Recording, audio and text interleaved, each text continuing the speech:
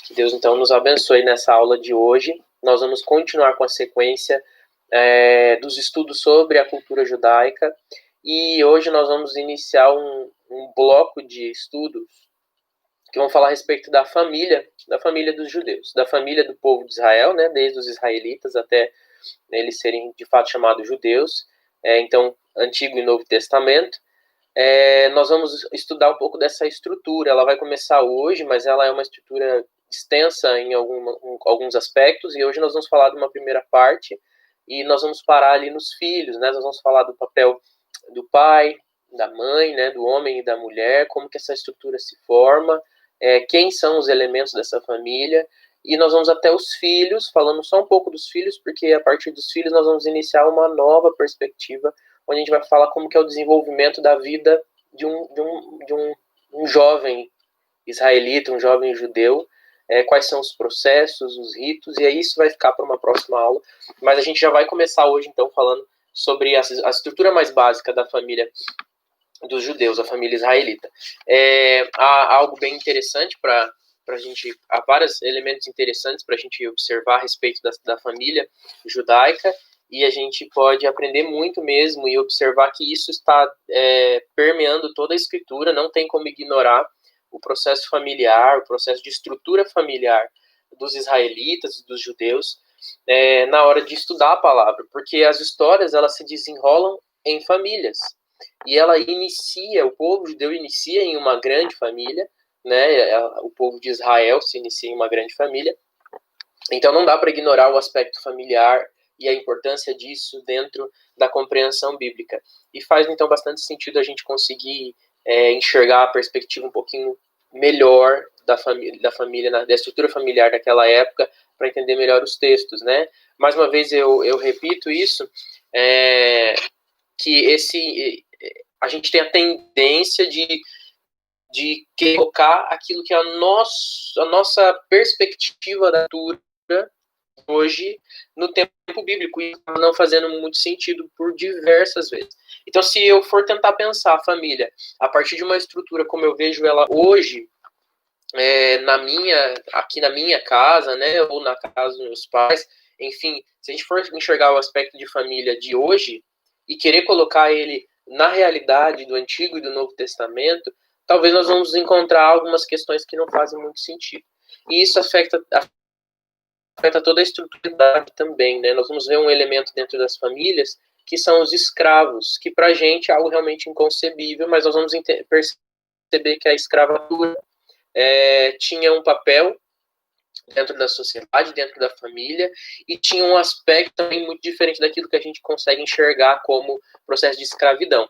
Não aqui estou dizendo, né, vou repetir isso mais uma vez lá na frente, pode ter certeza, não estou dizendo que a escravidão era algo bom, positivo, que deve ser um modelo copiado, que deve ser um modelo perpetuado, porque a própria palavra fala sobre a liberdade dos escravos e a liberdade que Cristo traz até mesmo da escravidão. Então, a gente, aqui não é uma apologia, mas nós vamos perceber que o aspecto de escravidão é muito diferente daquele aspecto clássico que a gente tem de uma pessoa amarrada num pelourinho, levando chicotadas nas costas, né? A escravidão aqui tinha um papel social bem, bem diferente mesmo.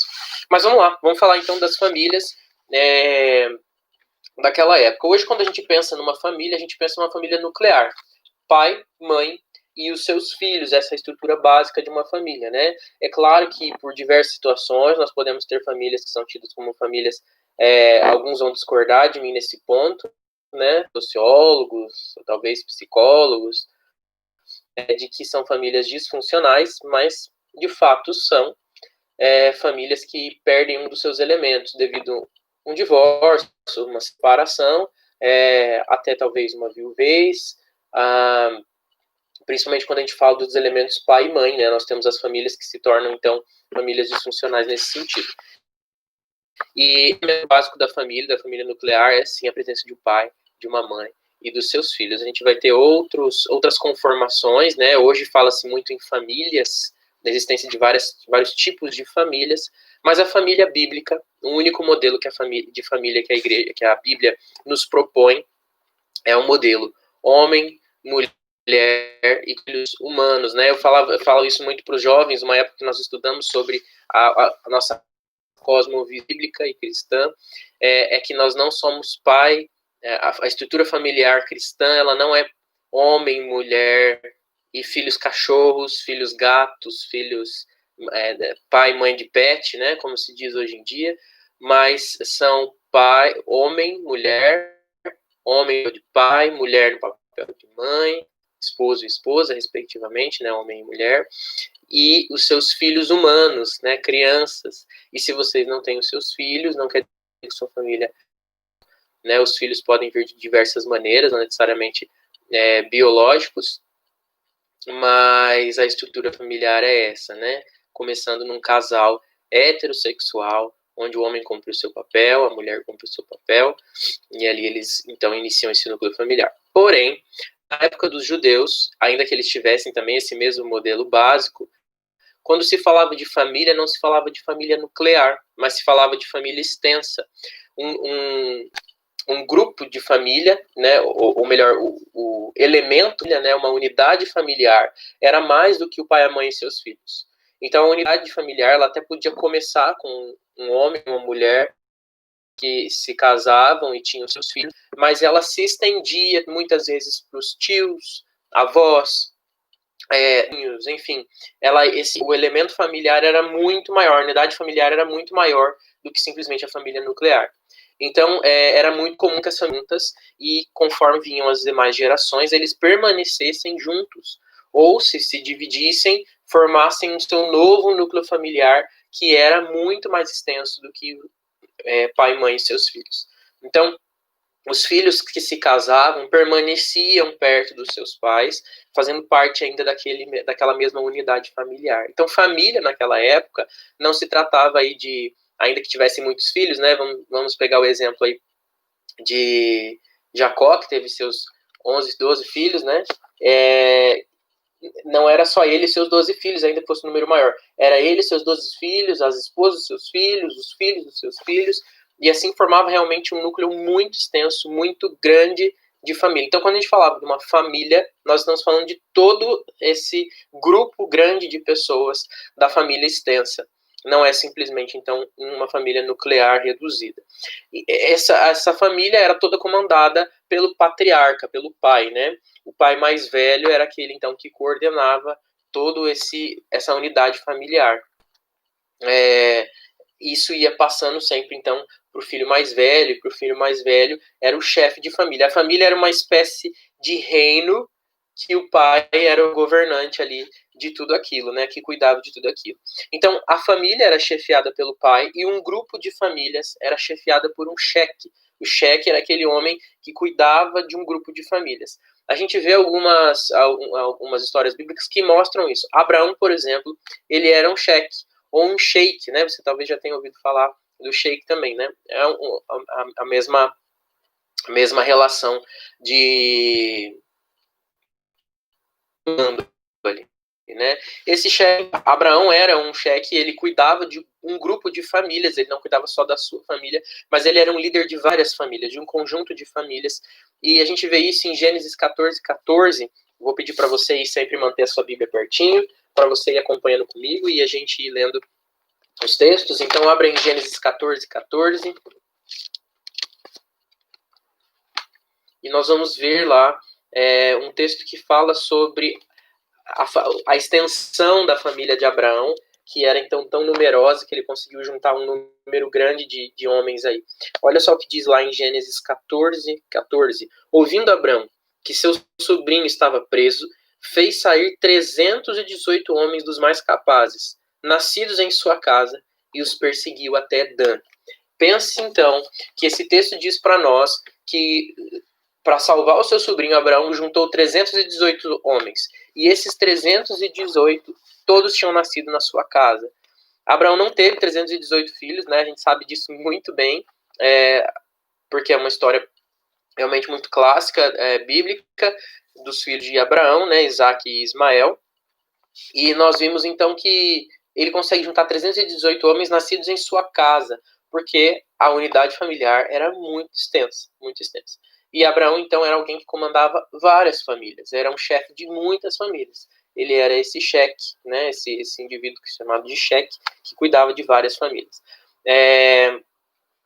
Maria e José, quando eles vão levar Jesus para o seu bar mitzvah em Jerusalém, a gente vê isso também nos evangelhos, que eles fazem a viagem para Jerusalém com o seu grupo da família, e provavelmente um grupo tão extenso quanto esse de Abraão, por exemplo, e tão próximo, a ponto deles perceberem um dia depois de viagem só que Jesus tinha sumido no meio da multidão.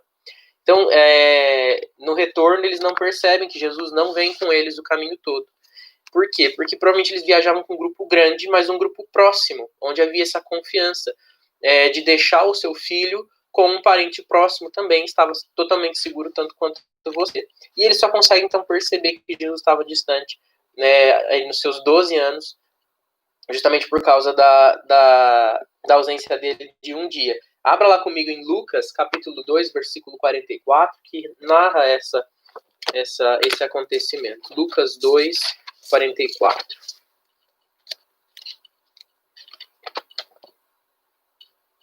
Diz assim: pensando, porém, estar ele... Vou ler um pouquinho antes, vou ler desde o versículo 41. Ora, anualmente iam seus pais a Jerusalém para a festa da Páscoa. Quando ele atingiu os 12 anos, subiram a Jerusalém, segundo o costume da festa. Terminados os dias da festa, ao regressarem, permaneceu o menino Jesus em Jerusalém, sem que seus pais soubessem. Pensando, porém, ele estar entre os companheiros de viagem, foram caminho de um dia, e então passaram a procurá-lo entre os parentes e os conhecidos, e não tendo encontrado, voltaram a Jerusalém à sua procura. Então ali haviam parentes conhecidos justamente porque eram vários núcleos familiares, mas provavelmente todos eles parentes, todos eles muito próximos, de convivência estreita mesmo, onde eles podiam confiar, deixar o seu filho caminhando por entre eles, sem a necessidade de estar debaixo dos seus olhos constantemente. E aí a gente percebe, então, que essa conformação familiar traz um costume diferente, né?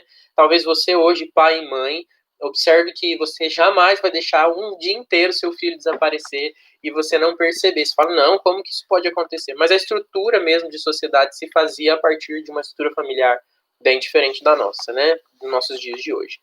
Então, a família era esse pequeno reinado, esse pequeno reino governado pelo pai, e os filhos eram criados para obedecer o seu pai. Nós vemos isso lá nos 10 Mandamentos, Êxodo 20, capítulo 12, capítulo 20, versículo 12, onde fala: honra o teu pai e a tua mãe para que se prolonguem os teus dias na terra.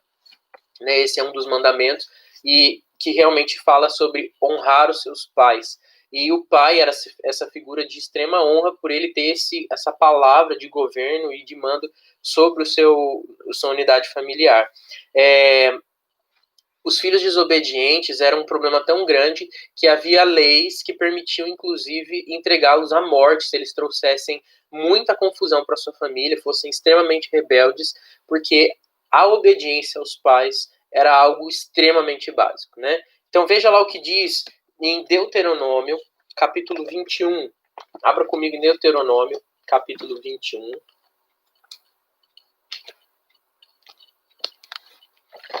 Versículos 18 a 21.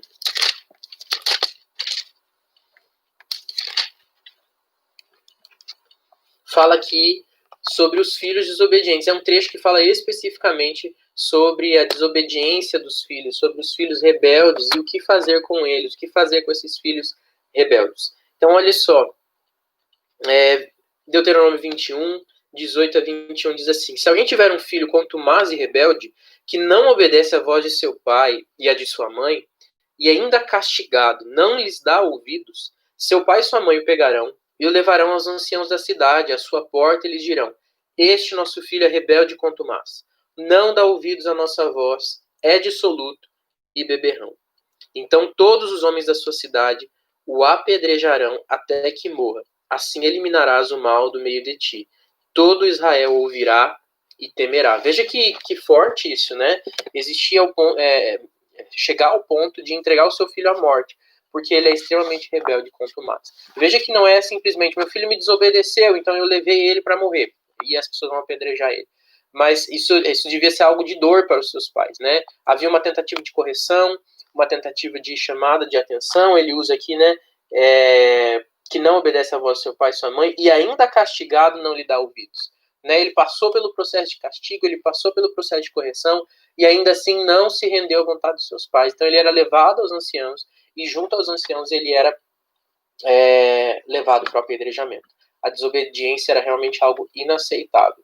Um filho que causava confusão, causava grandes problemas para sua família e constrangia os pais, inclusive, a esse tipo de atitude, né? O sucessor natural desse governo familiar aí, quando o seu pai falecia, era o filho mais velho. Mas há algumas histórias bíblicas que a gente percebe que isso não acontece exatamente dessa forma. Você vê, por exemplo, o próprio Ismael, filho de Abraão, era o filho mais velho, mas quem assume a família é Isaac. Aí você pode dizer, mas é porque era filho da serva. Sim, também por isso, mas principalmente porque ele era filho da segunda esposa e não da primeira esposa. Existia uma lei que permitia, então, que o pai passasse o direito de primogenitura e de governo sobre a família para o filho mais velho ou para o primeiro filho da sua primeira esposa, ainda que ele não fosse o seu primeiro filho no todo, né? Ainda que ele tivesse muitos filhos com outra esposa, se a primeira esposa tivesse um filho, ele poderia ser reconhecido como filho primogênito no lugar dos outros filhos mais velhos, justamente porque a origem dele é da sua primeira esposa, como ela também ocupando, aliás, né, um lugar de honra diferenciado diante das outras esposas. Então, Isaac tem um governo familiar sobreposto ao de Ismael, não só porque era filho de Agar, mas porque Sara era a esposa antes de Agar, e Agar era a serva de Sara.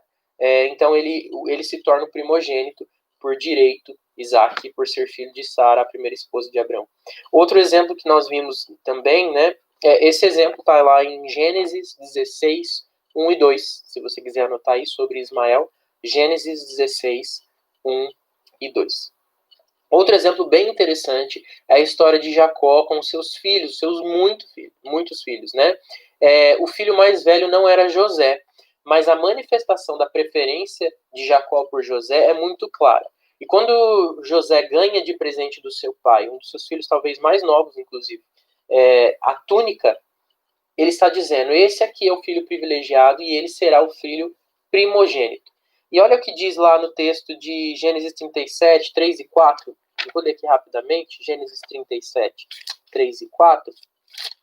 Fala sobre essa preferência e a própria reação dos irmãos diante dessa preferência do pai. Diz assim, ora, Israel amava mais a José que a todos os seus filhos, porque era o filho da sua velhice, e fez-lhe uma túnica talar de mangas compridas. Vendo, pois, seus irmãos que o pai amava mais que a todos os outros filhos, odiaram-no e já não lhe podiam falar pacificamente.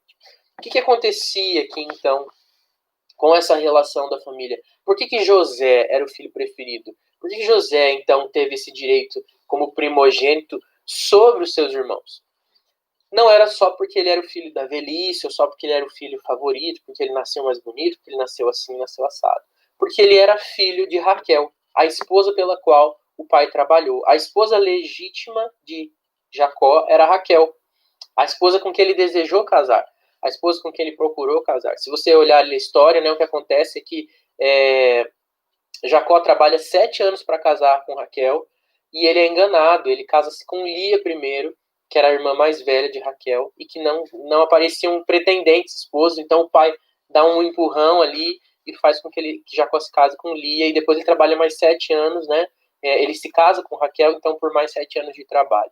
Mas a esposa desejada do coração de Jacó, me desculpe, era Raquel, e por isso José, como primeiro filho de Raquel, acaba ganhando esse status de primogênito, por ser ele como se fosse o filho da primeira esposa do coração. A esposa do coração de Jacó era Raquel. Lia cumpriu um papel de esposa empurrada, não era esposa do desejo de Jacó. Mas ela que acaba tendo muitos filhos, e Raquel tem só José e Benjamim, né? Então, o direito acaba passando para esse filho mais velho da primeira esposa. Então, há essas exceções aí, esses acontecimentos, tem muito a ver com o sentimento, tem muito a ver com a posição dada dentro da família para as mulheres. As mulheres também desempenhavam um papel importantíssimo na estrutura familiar. Elas eram sempre submissas ao marido, mas isso não quer dizer que elas eram menos amadas ou desrespeitadas. Não vou dizer que não haviam maridos cruéis, como hoje também a gente não pode dizer que na nossa estrutura que briga por igualdade dos gêneros, também não existem maridos que sejam cruéis, né? Mas naquela época era muito claro esse papel de submissão da mulher sobre seu marido, assim como os filhos deviam obediência aos pais, a mulher devia estar debaixo da liderança do marido e acompanhar aquilo que ele planejasse para a família. E ela tinha um papel muito importante na criação dos filhos, na manutenção do lar. Ela costurava, cozinhava, né? Não obstante, ela era ela quem buscava água para a família, era ela quem gerava os filhos, né? Sem aprender a gerar os filhos. E os filhos eram também elementos muito importantes para a família. E a mulher, então, nesse papel maternal, ela tinha um valor muito grande e inestimável, né? As mulheres, elas andavam a pé, enquanto os homens é que exerciam a montaria, era eles que usavam os cavalos para viajar. Então, aquela cena clássica de José, aquela cena clássica de José, com Maria do lado do burrinho e Maria em cima do burrinho andando, né? Os pais de Jesus, ela é muito mais romantizada, uma releitura artística, do que de fato uma expressão cultural da época. Ela não tem a ver com o que aconteceu na realidade. Era pouquíssimo provável que José tivesse posto, mesmo sua mulher grávida, sobre o jumento e ele andando a pé. Porque ele com certeza seria visto com estranheza que as mulheres andavam enquanto os homens é que montavam os animais. Não que isso não pudesse acontecer, mas na existência de vários, a referência era dos homens, né? Eles é que tomavam esse espaço sobre os animais. A mulher, então, ela tinha esse papel do homem, mas ela tinha um papel importantíssimo dentro da família. Sua existência era indispensável, seu trabalho era extremamente importante para a estrutura familiar toda. Nós vemos essa influência, inclusive, da submissão nos ensinos de Paulo, quando ele fala lá em 1 Coríntios 11, 3, sobre ser submisso. A mulher que deve ser submissa ao seu esposo.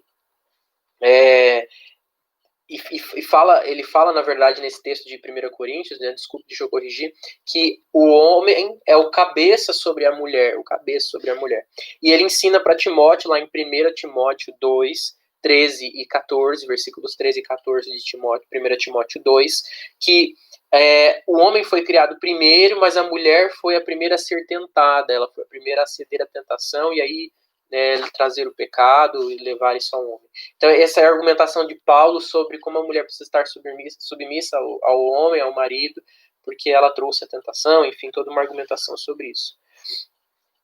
Mas a gente vê em Provérbios 31, né, um texto do Antigo Testamento, a importância da mulher dentro do lar, a quantidade de atividades que ela desempenhava, que traziam, inclusive, riqueza para a família, estrutura no lar.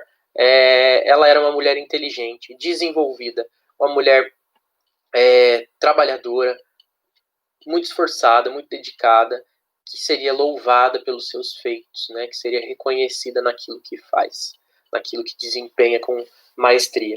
Uma mulher que costurava, que tecia, que cozinhava, mas também uma mulher que fazia os seus negócios, que trabalhava, que ia no mercado, escolhia qual era o bom negócio para a família, o que traria grandes benefícios para o lar. Era ela que fazia toda essa movimentação. A infidelidade, então, dentro do casal, dentro da família, era algo inaceitável. Era algo gravíssimo, passivo de morte também. A gente vê lá em Levítico, versículo 20, vou convidar você para abrir junto comigo lá, Levítico, capítulo 20, versículo 10, Levítico 20, 10, diz assim: se um homem adulterar a mulher do seu próximo, será morto o adúltero e a adúltera. Então, o adultério era passivo de morte para o homem e para a mulher. Os dois sofriam a pena da morte. Os dois sofriam com essa traição, né, com essa infidelidade. Não era aceitável. Se um homem traísse a sua esposa com uma moça solteira, essa moça então passava a ser esposa dele. Ela era aderida ao núcleo familiar, à unidade familiar, e ela então era incorporada na família. Ele não podia fazer isso e deixar essa moça perdida por aí. Ele devia então acolhê-la na sua família, já que ele cometeu essa traição e ela passava a ser uma das esposas desse homem. Isso está lá em Deuteronômio 22, 13 a 30, e a gente vê uma comparação entre os versículos 22 e os 28 e 29. Vamos lá, em Deuteronômio 22.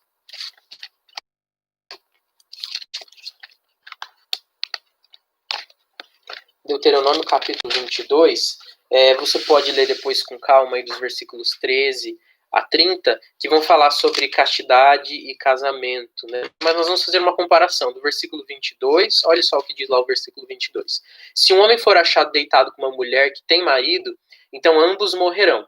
O homem que se deitou com a mulher e a mulher, assim eliminarás o mal de Israel. Agora olhe lá os versículos 28 e 29. Se um homem achar moça virgem, que não está desposada, e a pegar e se deitar com ela, e forem apanhar, um homem se deitou com ela, dará ao pai da moça 50 ciclos de prata, uma vez que a humilhou, lhe será por mulher, não poderá mandá-la embora durante a sua vida. Nenhum homem tomará a sua madrasta e não profanará o leito de seu pai. Então, enfim, ele vai falando aqui uma série de leis, né, sobre isso, mas ele deixa claro, então, que se era tomada uma mulher solteira, que não tinha esposo, né, uma jovem, ele deveria, então, casar-se com ela e ainda pagar o dote ali, os 50 ciclos de prata, para a família do pai, pela desonra que ele havia cometido com essa mulher. A maternidade, então, para as mulheres, era o grande auge da sua vida de família. Ela podia desempenhar todos os papéis muito bem, mas a grande bênção para ela dentro do seu ambiente familiar era justamente poder ser mãe. 1 Timóteo 2,15, vamos abrir lá? A gente vai andar bastante aí, tem bastante versículo para a gente ler. 1 Timóteo 2,15. Fala algo interessante. E traz inclusive um aspecto que a mulher ela era salva pela sua maternidade, né? Dá essa sensação. Diz assim, ó, todavia será preservada. Vou ler um pouquinho antes ali o versículo 13. Porque primeiro foi formado Adão, depois a Eva. Adão não foi iludido, mas a mulher, sendo enganada, caiu em transgressão. Foi o texto que nós falamos anteriormente, onde Paulo argumenta sobre a submissão da mulher, né? Todavia, né, então, mas aqui há um aspecto de redenção para ela, todavia será preservada através de sua missão de mãe, se ela permanecer em fé e amor e santificação com bom senso. Então, se ela é essa mulher que primeiro foi tentada e parece estar abaixo, ela é redimida no seu papel de mãe, ao gerar indivíduos que são criados com fé, bom senso, amor, debaixo da mão do Senhor, debaixo do ensino da palavra e da submissão a Deus, né? A maternidade para eles tinha esse valor imenso, para nós ainda hoje tem, né? Uma mulher, a maioria delas pelo menos, né? Tem uma grande expectativa em ser mãe, mas naquela época não ter um filho era sinal de maldição. Ter um filho era algo muito forte, muito importante. E era muito forte isso dentro, então, da estrutura familiar. A mãe e o pai eram como representantes de Deus para ensinar a lei de Deus para os seus filhos. A gente vê isso em Deuteronômio 6, capítulo 7, versículo 7, desculpa, quando fala lá que deve inculcar, falar sobre a palavra, né, inculcar na cabeça dos filhos, dia e noite, sentado, deitado, comendo, seja onde for, falar da palavra do Senhor. Esse era o papel dos pais sobre os seus filhos. E Êxodo 20, 12 fala sobre honrar pai e mãe, né, que nós já lemos ali, como um papel também dos pais de ensinarem os seus filhos. O prolongar os dias na terra é uma consequência natural de pais que ensinam os seus filhos a andarem na presença de Deus. Eles prolongarão seus dias na terra, não como uma barganha entre Deus e os filhos, mas como uma consequência natural de pais cristãos, pais crentes, pais que amam a Deus, que ensinam os seus filhos na lei do Senhor. Verão eles serem preservados em suas vidas de muitos perigos que a vida pecaminosa traz. Né? Eles têm essa preservação. Então os pais tinham esse papel importantíssimo de ensinar os seus filhos. A maternidade era importante para a mãe, mas o papel de ensino vinha dos pais, né? Esse aspecto da mulher dentro da família, ele vinha progredindo, ele devia progredir até um processo de igualdade mesmo. E a gente vê isso lá em Efésios, capítulo 5, abre lá comigo. Efésios 5, versículo 25, que diz assim: maridos, amai a vossa mulher, como também Cristo amou a igreja, e a si mesmo se entregou por ela. Se havia então esse papel de submissão, ele devia ser desenvolvido de tal forma, onde o ambiente familiar não ficasse só no homem mandando, né, o homem tirano que oprime a sua mulher, que comanda sobre ela, mas ela devia estar bem segura num ambiente onde o seu esposo estava igualmente disposto a se doar por ela, até a ponto de dar a sua própria vida, a ponto de entregar-se em favor dela. Então havia aí um processo de ser superior, a mulher deve estar num status inferior, mas que justamente a família se dá na sua boa estrutura quando há uma igualdade nos papéis. Cada um no seu papel, mas ainda assim se enxergando como iguais, que criam seus filhos com amor, que criam seus filhos para o Senhor e com o Senhor. Era possível então ter mais de uma esposa na estrutura familiar, isso não era inaceitável, mas o recomendado, o ideal era justamente que ele tivesse apenas uma mulher. Os judeus desde muito cedo percebem que o Senhor, ao criar todas as coisas, ele faz para Adão uma única esposa. Então eles têm isso como um exemplo mesmo da necessidade de ser um homem de uma única esposa. Nós vemos isso expresso em 1 Timóteo, capítulo 3, versículo 2, 1 Timóteo 3, 2, que fala sobre a liderança da igreja, né, e sobre a importância desses líderes serem homens de uma única só esposa, de uma única mulher. Porque a fidelidade era para ser exercida e ela tinha, sim, a sua importância. Né? Ainda que a cultura se desenvolveu de casamentos poligâmicos, a monogamia sim, e ainda é valorizada pelos judeus e deve ser valorizada por nós cristãos. Né? Chegamos aqui, então, agora num elemento bem diferente, que compunha, sim, a família. Eram os escravos. Os escravos faziam parte da unidade familiar. Eles eram tidos como parte da família. Eles não eram simplesmente propriedade da família, ainda que havia o aspecto de propriedade por serem escravos, mas eles faziam parte da unidade familiar. Eles eram contados como da família. E muitos deles, inclusive, se tornavam herdeiros. Você vê a história de Abraão, que fica aflito no coração e fala: Deus, o Senhor não vai me dar descendentes? Né? Antes dele ter algum filho, ele fala: eu vou ter que deixar tudo que eu tenho para o meu servo. O servo era um herdeiro natural.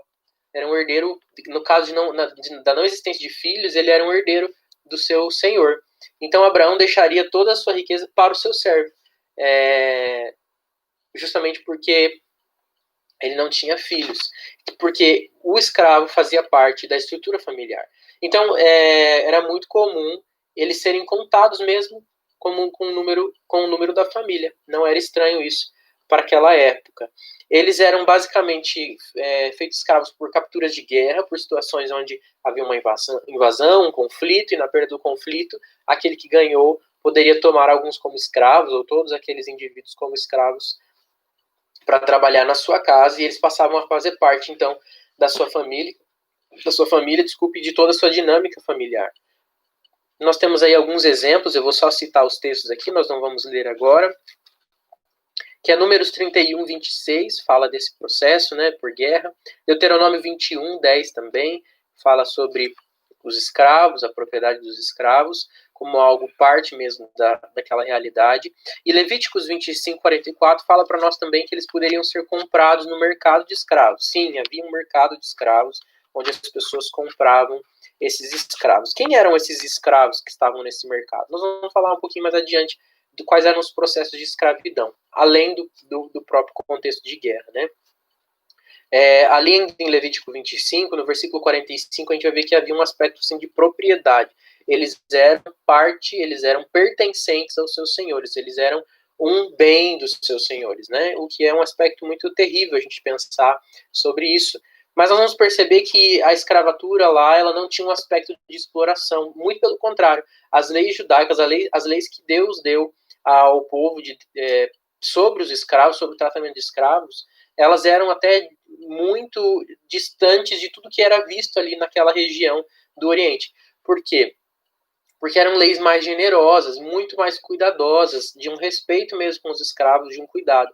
A intenção não era que os escravos fossem explorados até definharem, mas que eles fossem tratados dentro do âmbito familiar, simplesmente para cumprir aquele papel que eles tinham de solução de dívidas, de prisioneiros de guerra, enfim, e permanecer ali. Então, era possível que um escravo desenvolvesse sua família, os seus negócios, e mesmo no Novo Testamento, no contexto de escravidão do Império Romano, às vezes era difícil distinguir um cidadão livre de um escravo, porque o escravo circulava livremente pelo comércio, circulava, trabalhava, fazia as coisas, só que ele não recebia do seu senhor, ele não recebia um salário, uma paga, porque ele estava pagando uma dívida, mas ele tinha toda a manutenção na casa do seu senhor. Então ele recebia as roupas da parte do seu senhor, o alimento da parte do seu senhor, em troca do seu trabalho e da sua servidão. Volto a dizer, né, não estou dizendo que a escravidão era ótima, era maravilhosa, que era um modelo a ser copiado.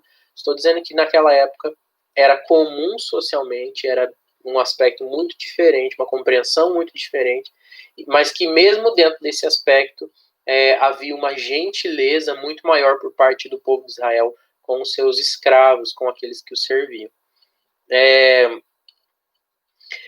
Muitos deles, inclusive, podiam gozar de privilégios familiares e até podiam ser circuncidados como parte mesmo da família, recebiam privilégios dentro do ambiente familiar de tão aconchegados que eles ficavam.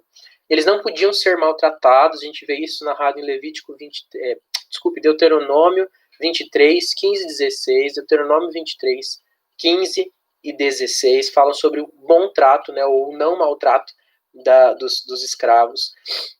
Eles tinham direito ao descanso sabático. Êxodo 20, 10 vai falar sobre isso. Quando fala sobre guardar o sábado, vai falar que os escravos, os servos também deveriam descansar no dia do sábado.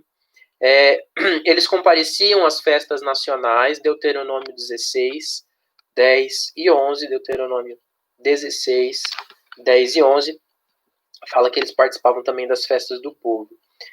A única, então, diferença é que eles não podiam jamais adquirir propriedades por serem escravos e nem casar-se com escravos estrangeiros, com servos de outras nações.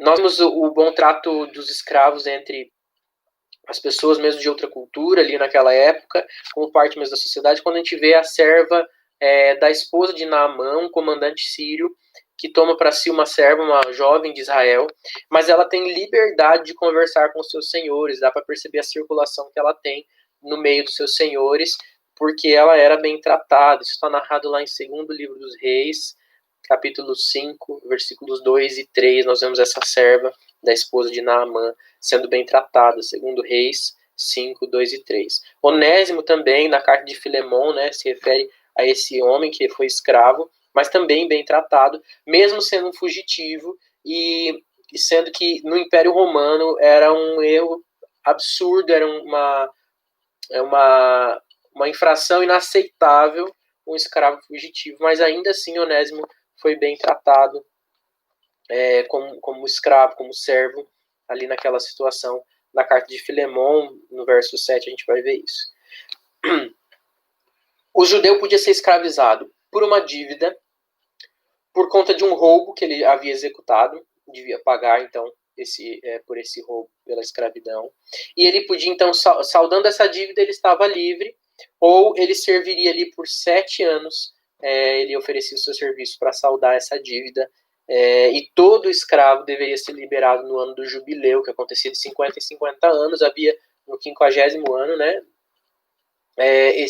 todos os escravos eram liberados para receber a sua herança, que também eram liberados a partir do ano do jubileu. Então, a cada 50 anos, dentro do povo, todos os escravos eram liberados. Não era com 50 anos de escravidão, mas a cada 50 anos na história do povo. Né? Por que eu digo isso? Porque se você tem um escravo lá que te serviu no ano 47, 48, quando chegasse no final do ano 49, ele seria liberado, porque no 50º ano completava o ano do jubileu e ele então seria libertado. Agora, se você escravizou alguém que se tornou seu escravo de guerra, ou por roubo, ou mesmo pela dívida, né, se for uma dívida muito extensa, ele seria então escravizado, e você tomou ele como escravo lá no ano 1, 2, logo depois que aconteceu o ano do jubileu, um ano depois você já escravizou ele seria seu escravo pelos 50, 49, 50 anos que a sua família então detivesse ele ali, só depois talvez muito velho ou até falecesse na sua casa.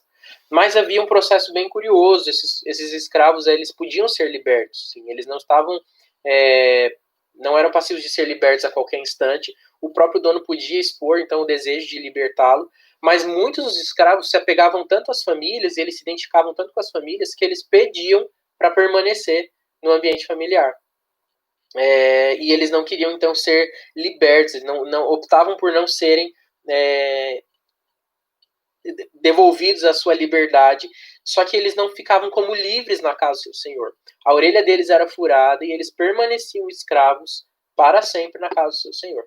Né? A orelha deles era furada como uma marca mesmo de que ele era escravo daquela casa, e ele voluntariamente escolhia ser um escravo permanente daquela família, sem os direitos mesmo de homem livre, mas ele não se via na possibilidade de viver de outra forma, então ele optava por ficar por ali, pelo carinho que existia, pelo amor que existia na família, por se entender parte daquela família mesmo, ele não sentia necessidade de sair daquele contexto familiar. Algumas pessoas podiam, inclusive, se tornar escravas porque elas optavam viver debaixo da segurança de um núcleo familiar mais estruturado, de uma unidade familiar mais estruturada. Então, imagine que eu aqui começo a passar extrema necessidade, não vejo possibilidade de eu conseguir me alimentar bem, de eu trabalhar, de eu estruturar a minha vida. Eu poderia optar por ser escravo de uma família mais abastada, de uma família melhor, abrir mão de diversos direitos, né? Porque daí eu me tornaria servo dessa família e podia então abrir mão de viver a minha liberdade para viver como escravo de outro. E aí eu passava a trabalhar por outro, mas recebia os benefícios do sustento, da vestimenta, do alimento garantido, da própria estrutura que a família tinha para a criação dos meus filhos, para a criação para a perpetuação da minha própria família, mas debaixo de uma outra família como servo dessa família. Era comum isso também acontecer, pessoas que se submetiam a estar debaixo de outros núcleos familiares, de outras unidades familiares, para poder ver o seu sustento garantido.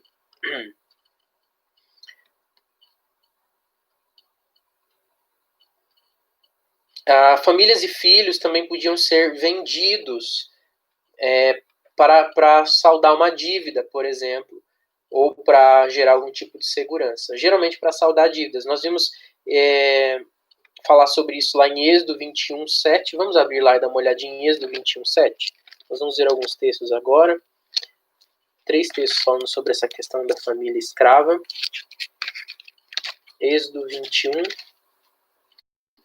versículo 7 diz assim, ó, se um homem vender sua filha para ser escrava, essa não sairá como saem os escravos. Se ela não agradar ao seu senhor, que se comprometeu a desposá-la, ele terá de permitir-lhe o resgate e não poderá vendê-la a um povo estranho, pois será deslealdade com ela. Então um pai podia entregar sua filha para casar-se com um homem como escravo e não como um casamento mesmo. Para saldar uma dívida, ele podia fazer isso. Só que essa filha não era tratada como os outros escravos, ela passava a ser parte da família daquele que tomou ela como sua serva. E se ele não se agradasse dela, ele não poderia simplesmente abandoná-la ou vendê-la como venderia outro escravo. Ele deveria trazer ela para dentro, aliás, devolver ela para o seu núcleo familiar original. Nós vemos isso, a existência de servas em várias famílias do povo de Israel, né? O próprio Abraão teve filho com a sua serva, Agar, ela era uma serva, que deve ter dado em algumas circunstâncias justamente ou pelo seu pai, vendida para Abraão, para saldar uma dívida, ou talvez uma serva de um ambiente de conflito, que ela ficou como de alguma geração que perdeu a guerra e se tornou serva de Abraão. Nós vimos a Jacó, que dá por serva também as suas esposas, outras mulheres, e que muitos dos filhos de Jacó são filhos das servas e filhos das mulheres. e eles são tomados como filhos legítimos. Então elas passam a compor o ambiente familiar como esposas, mas não no mesmo status que a esposa de casamento tem, mas como status de serva daquela esposa, né? Aquela esposa que tinha como se ela fosse uma ama, uma cuidadora ali, né? Daquela mulher, ela servia a mulher legítima, a mulher de casamento, mas ela também servia como mãe para os filhos daquele homem ali, daquela família. Então era comum que acontecesse isso, que eles vendessem as suas filhas para saldar uma dívida. Outro texto que fala para nós sobre isso, segundo o livro dos Reis,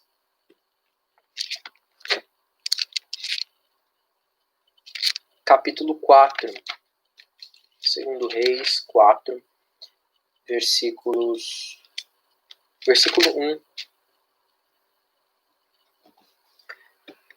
Certa mulher das mulheres dos discípulos dos profetas clamou a Eliseu dizendo: meu marido, teu servo, morreu, e tu sabes que ele temia o Senhor. É chegado o credor para levar os meus 2 filhos para lhe serem escravos. Essa mulher, então, tinha uma dívida, e o marido, que era aquele que podia trazer sustento para casa, para saldar essa dívida, falece. E ela, sem alternativa, é obrigada, fica aflita e recorre a Eliseu e diz: olha, meus filhos vão ser levados pelo credor. Eu não tenho dinheiro para pagar essa dívida, e eles vão ser levados para saldar essa dívida pelo credor. E Eliseu tinha, esse homem que falece era servo de Eliseu, então ela faz esse apelo a Eliseu, aí a história vai continuar, né? Ele multiplica o azeite na casa da viúva, o Senhor usa a vida dele para gerar para ela algum sustento, para que ela possa então responder a essa dívida sem precisar entregar os seus filhos como escravos. E uma outra situação, Mateus capítulo 18, agora no Novo Testamento, Mateus capítulo 18,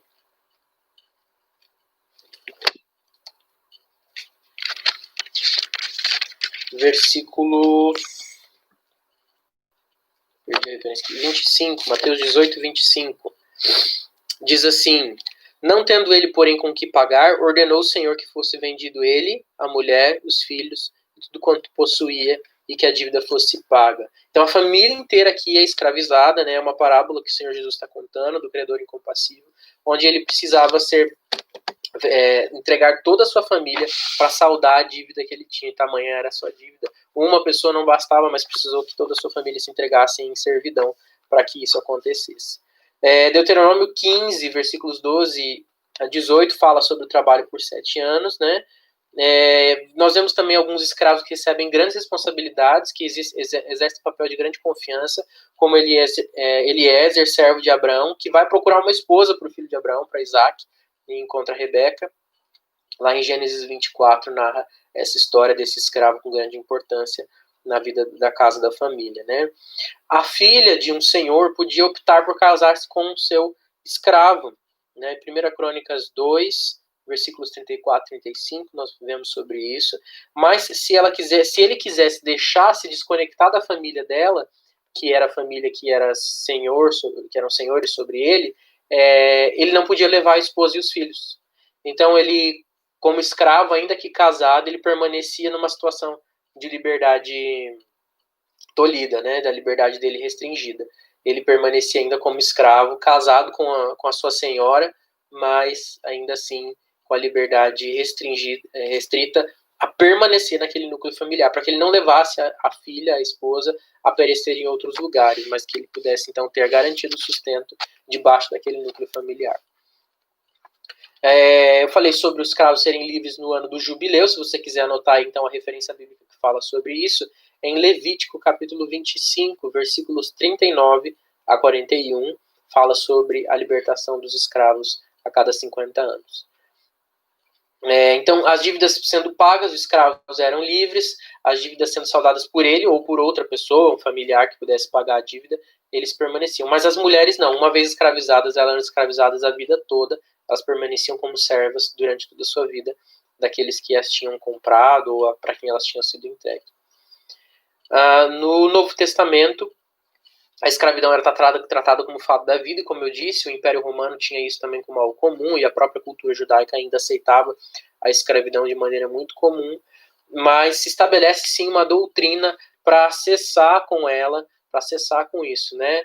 Gálatas 3 fala disso, que em Cristo todos são livres, todos são livres, né? Não há grego, bárbaro, cita, escravo, homem, mulher, mas todos se fazem livres em Cristo Jesus. Então a Bíblia constrói, sim, a ideia de liberdade em Cristo Jesus, onde a condição social e a condição de liberdade não é restrita por essa estrutura social, mas Cristo faz a todos livres, né? Existia uma outra forma aqui, para a gente finalizar essa questão da escravidão, de outra forma de escravidão que eu conhecia, que era a servitude, era chamada de servitude, ou o pagamento de taxas por meio de trabalho, né? Está narrado lá em 1º livro dos Reis, no capítulo 5, versículos 13 e 14, nós vemos Salomão instituindo 3 meses de trabalho no ano para cada um dos judeus, dos israelitas, do povo, né?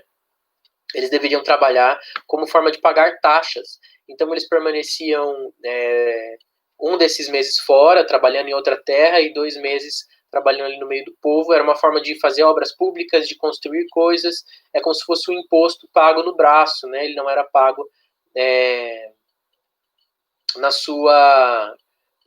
com dinheiro, mas ele pagava com o trabalho. Passando então para um próximo aspecto, nós já vimos aqui que a família era constituída do pai, da mãe, dos escravos, e claro, nós vamos falar dos filhos, né? Os filhos eram uma grande bênção para a família. Deuteronômio 28:4 fala disso, Salmo 128 fala disso, Salmo 127 fala disso, né? Feliz é o homem que enche deles a sua aljava de filhos, né? Feliz será o homem que a sua mulher lhe trouxer muitos filhos, o Salmo 128 fala. E não ter filhos era uma espécie de maldição, era o entendimento de que Deus não queria que aquela família se perpetuasse. Então, uma mulher que não podia ter filhos, ela trazia para si grande desonra. Nós vemos Raquel falando em Gênesis 31 que ela desejava morrer por não poder ter filhos. Ana, mãe de Samuel, lá em 1 Samuel, capítulo 1, versículo 16, ela se sente castigada, ela sente que Deus está lhe dando um castigo por não ter filhos, ela se aflige demais, e o marido, inclusive, questiona: não sou melhor para você do que 10 filhos, mas ela fica agoniada, porque não era o seu marido que a maltratava, mas ela cobrava de si, de carregar essa maldição de não poder ser mãe. Tamanha era a influência disso, né? E Isabel, a mãe de João Batista, fala que quando, lá em Lucas, capítulo 1, versículo 25, que quando ela engravida, ela vê cessar o falatório das pessoas, o quanto as pessoas a condenavam por ela não ser mãe. Então, o opróbrio dos homens, ela fala, né, cessa com a chegada de João Batista. Porque realmente era algo que as pessoas notavam, elas reparavam: aquela mulher não tem filhos, aquela família não tem filhos, eles foram amaldiçoados, o que foi que elas fizeram? O que foi que elas fizeram contra Deus para serem castigadas dessa forma? Nunca era atribuída ao homem, mas sempre à mulher a possibilidade de não ter, a impossibilidade de ter filhos, né? E tornava isso um peso muito grande para a mulher. Todos os filhos, ou todas as pessoas, passavam por uma série de ritos de passagem dentro do ambiente familiar. E existiam 4 aspectos mais importantes dentro da vida de um indivíduo que exerciam esses ritos, que tinham tanto um aspecto social, mas também tinha um aspecto religioso, uma vez que eles entendiam que Deus fazia parte de cada um desses momentos, e era de extrema importância também colocar Deus, incluir Deus na celebração, em todo esse processo, né, no rito que acontecia de passagem nesses 4 momentos. Quais eram esses 4 momentos? O nascimento, a maturidade, o casamento e a morte. Todos eles desenvolviam ritos específicos para isso. E a gente vai ver mais sobre isso a partir da nossa próxima aula sobre a cultura judaica, né? Como era o desenvolvimento dos filhos. Qual era a vida de um filho dentro de uma família judaica, de uma família israelita. Vale lembrar que os meninos, havia uma diferença entre filho, homem e mulher. Claro, a gente já viu que a estrutura pedia que a mulher fosse tratada de uma forma e o homem de outra. Então, os meninos eram realmente a maior bênção que a família tinha de receber mesmo, era um filho homem, porque além dele ser força de trabalho, ele trazia riqueza, ele não sairia do núcleo familiar, ele aumentava o núcleo familiar, ele fortalecia essa unidade de família e trazia riqueza, né? As meninas não, os pais podiam contar com a força de trabalho das meninas só na sua juventude, porque ela se casaria e ela seria levada para outro núcleo familiar, para outra unidade de família, e fortaleceria outra unidade de família, né? Então eles ficavam felizes, mas a grande bênção eram os meninos, né? infelizmente havia essa diferenciação aí no tratamento entre filhos e filhas. E a importância de riqueza que a filha podia trazer era como o dote, né, um valor que o pai recebia por levarem a sua filha de longe da sua família, né, como força de trabalho, como alguém que pudesse trazer prosperidade para sua casa, ele então entrega em troca de um dinheiro e justamente até para que ele possa criar essa filha caso ela seja devolvida, caso o marido morra e ela volte para o seu núcleo familiar, esse dinheiro servia como uma garantia dele poder continuar tratando e cuidando bem da sua filha. Então, a partir da próxima aula, nós falaremos sobre esses aspectos da vida, do desenvolvimento da vida familiar de um filho dentro de uma família judaica. Eu vou encerrando por aqui e quero fixar, né, quero lembrar a gente, vou ler ainda mais um último texto aqui para a gente fazer uma aplicação muito importante sobre a família. A gente tem passado bastante tempo em família, né, muitos de nós. Eu, infelizmente, já há quase um mês aí estou sozinho em casa de novo. Mas, assim, tá tudo bem, né? Tá tudo bem. A gente continua em contato com a família. E a gente precisa valorizar o tempo em família. A gente precisa aproveitar o tempo em família. As famílias não podem ser só um lugar para a gente dormir, comer e ter obrigação de se relacionar, mas a gente precisa ter prazer e cuidado da nossa família. Filhos, cuidem bem dos seus pais. Pais, amem os seus filhos. Efésios nos fala sobre isso, Efésios 6, né? Mas eu quero ler Colossenses, capítulo 3.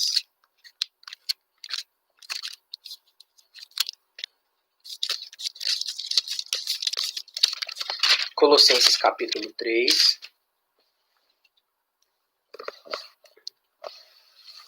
Perdão, gente. O Colossenses 3 aqui, eu olhei a anotação errada. Era sobre a escravidão. Efésios, capítulo 6, né? Passei aqui no Efésios e falei errado. Efésios, capítulo 6.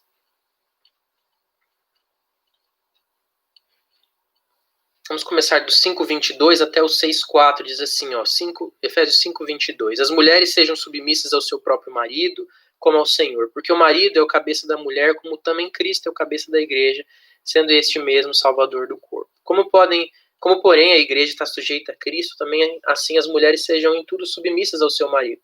Maridos, amai vossa mulher, como também Cristo amou a igreja. A si mesmo se entregou por ela, para que santificasse, tendo-a purificado por meio da lavagem de água pela palavra, para apresentar a si mesma igreja gloriosa, sem mácula, sem ruga, nem coisa semelhante, porém santa e sem defeito.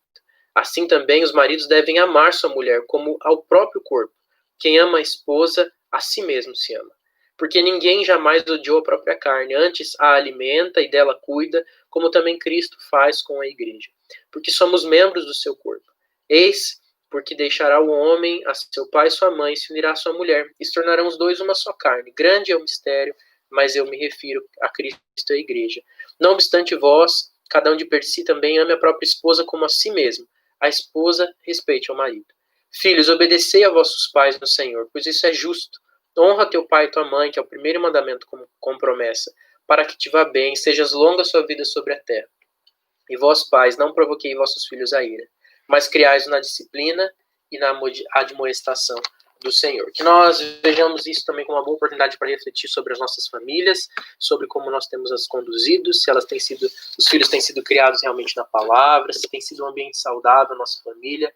É tempo da gente rever as nossas relações familiares, revisite o seu casamento, reflita sobre ele e veja naquilo que você pode melhorar para o seu esposo, para a sua esposa, respeitando a mulher, o seu marido, e marido se doando por completo à sua família, ao seu lar, 100% mergulhado mesmo naquilo que o Senhor confiou às suas mãos. Traga segurança para o seu lar, traga paz para o seu lar. Mulher, seja sábia para a sua casa, para os seus filhos. Filhos, sejam obedientes aos seus pais, para que vocês não morram cedo, né? Para que vocês não sofram na vida por desobediência.